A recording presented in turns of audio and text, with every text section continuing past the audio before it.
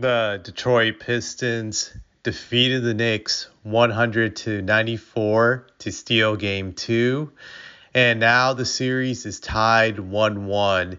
This game was very competitive from the start. There were a bunch of lead changes in the first quarter, so it went back and forth. But as the game progressed, the Pistons started to put a stronghold on the Knicks. They started to get very confident. And in the second half, that's really when they exerted their will. But the biggest thing that stood out to me about this game was Cade Cunningham's dominance. He had 33 points on 11 of 21 shooting, 12 rebounds, 3 assists, 2 steals. The only thing negative you could say in this game about him was his turnovers. He had 5 turnovers, but outside of that, he was great. He was dominant. One thing that impresses me about Cade is that when he gets downhill, it's like he can accelerate, he can increase his speed. It's like he's going down a hill when he drives to the hole, when he keeps his head down. He just knows how to increase his speed. The acceleration is ridiculous, and he's able to get whatever he wants. He can get to the hole very easily.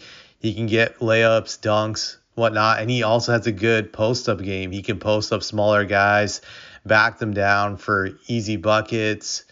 His jump shot, from what I've seen, is a little bit shaky, but once he gets really consistent at that, he's going to be unstoppable. He has superstar potential. That's one thing that stood out to me about him in this game, that he took full control. He asserted his will, which was very impressive.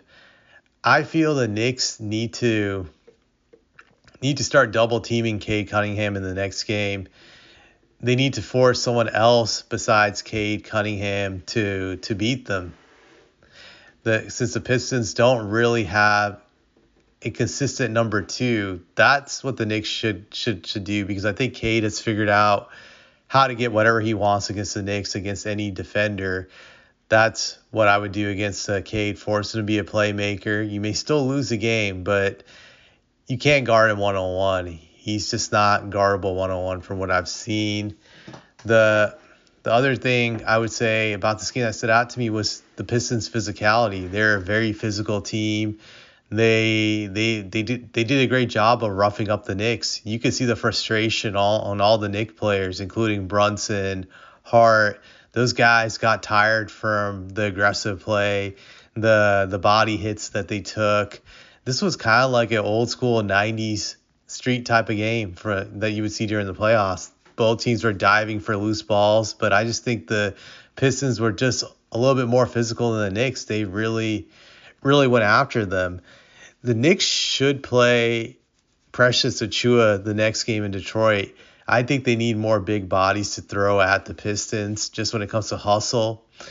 And I think Achiuwa would be good for that. They definitely should use him the next game to combat the physicality for the Pistons. That's something I would like to see. Granted, I'm not a Knicks fan, but I think it would be interesting to see that adjustment. The other thing the Pistons, I feel, have going for them is their bench. Their bench was awesome in this game. Their bench gave them 35 points, while the Knicks bench only gave them a measly 8 points.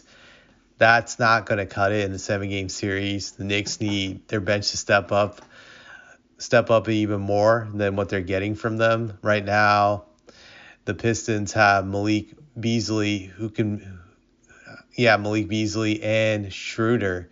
Beasley, I think, is one of the candidates for 6th man of the year, and Schroeder's always been a good bench player. Those two guys are very consistent. The Knicks don't really have any consistency from their bench.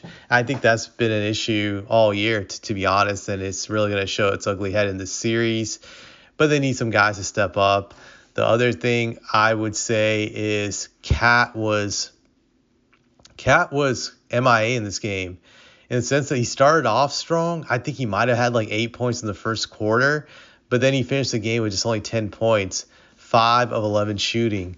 The Knicks need to include Cat more in their offense if they want to win this series. Cat needs to be a guy getting at least 20 and 10 every single game.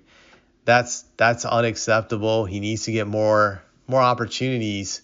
Another thing about this game was the Pistons defense was really good in the sense that they forced the Knicks to play iso ball. I saw that so many times with Jalen Brunson just doing one-on-one plays and just the rest of the Knicks players just doing one-on-one plays. There was like zero ball movement, and I think that played into the Pistons' hand. You cannot beat the Pistons running these one-on-one plays. The Knicks need to make better adjustments of just moving the ball around. Don't just try to go one-on-one with the Pistons. That favors them. They're a great defensive team.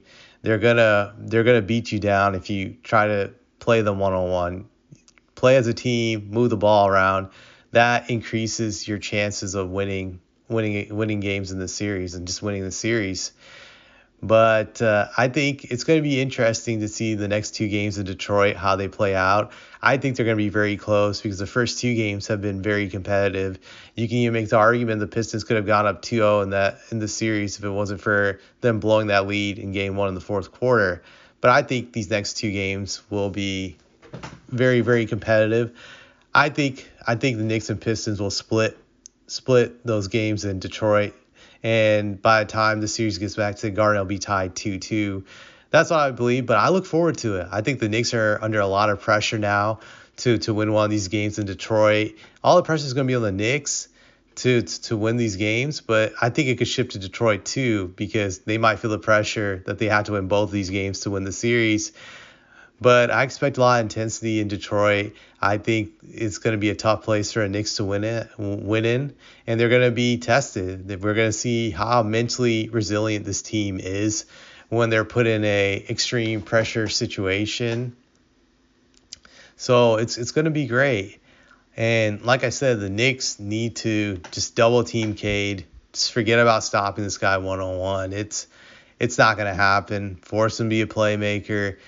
And if you lose because somebody like Tobias Harris or Tim Hardaway Jr. goes off, so be it.